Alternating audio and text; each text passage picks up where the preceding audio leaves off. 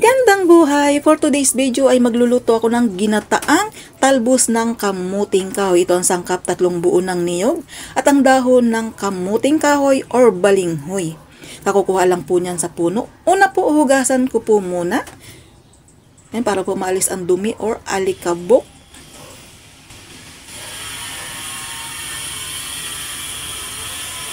Yan, titik-tikin lang po para po mabawasan ang tubig.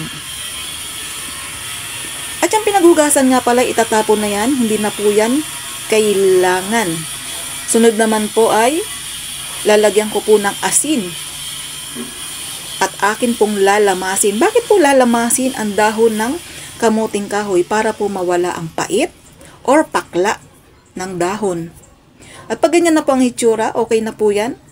Sunod naman po ay aking huhugasan. Siyempre po, para masaid po yung pakla, tapos maalis din po yung asin na aking pinaglamasan kanina. Nilamas ko po kasi siya sa asin para po hindi maalat. Hugasan po muna at pigain pong mabuti. Pigang-piga po para po maalis yung tubig or masaid po yung tubig niya.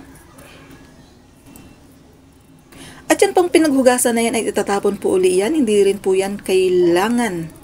Sunod naman po, ayan, ganyan na po naging hitsura. Sunod naman po yung akin ng hihiwain ng maliliit. Kasi po mahaba po ang dahon ng kamuting kahoy. Para po hindi tayo mabilaukan pag ating kinain. Yan, hiwain lang po ng maliliit. Kayo po bahala kung gaano po kaliliit.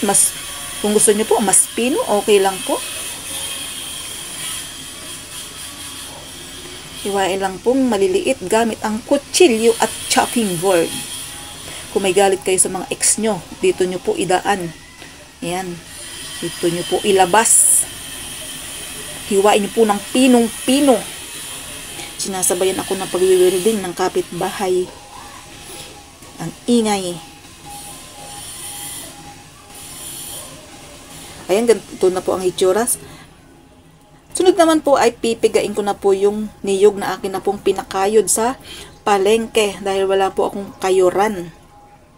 Yan, ito po yung unang gata or kakang gata. Ang tawag naman po sa iba ay liputok or yung malapot na gata. Ito naman po yung pangalawang gata, yung malabnaw. Ito yung unang inilalagay sa gulay. Ayan, okay na. Ito ang bawang, sibuyas, luya at magic sarap at 2 lata ng sardinas. Ito po ang malabnaw na gata at ang malapot na gata.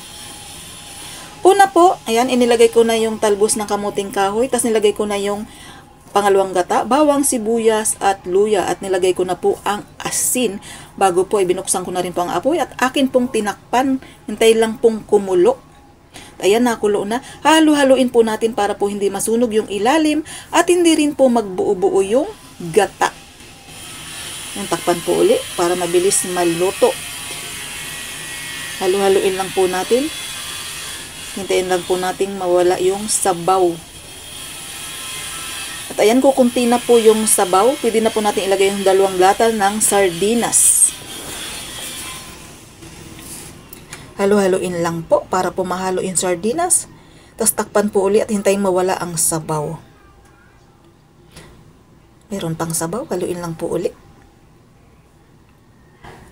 Sasaidin natin yung sabaw na yan. Takpan po uli para mabilis mawala yung sabaw. Ayan, wala na po yung unang gata nating inilagay. Lalagay na po natin yung liputok or kakang gata. Yan, sarap nito. Napakadaming gata. Maglalangis-langis ang ating gulay. Sa dami po ng gata. Lagay ko na po ng sili. Kunting sili lang po. Dahil ang mga bata ay hindi mahilig sa manghang. Nilagyan ko na rin po ng magic sarap para mag-magic sa sarap ang ating ginataang gulay. Please kung nagustuhan nyo po ang aking video, paki-subscribe, like, and share naman po. Maraming pong salamat sa panonood. Ayan, tinikman ko na. Okay na po ang lasa.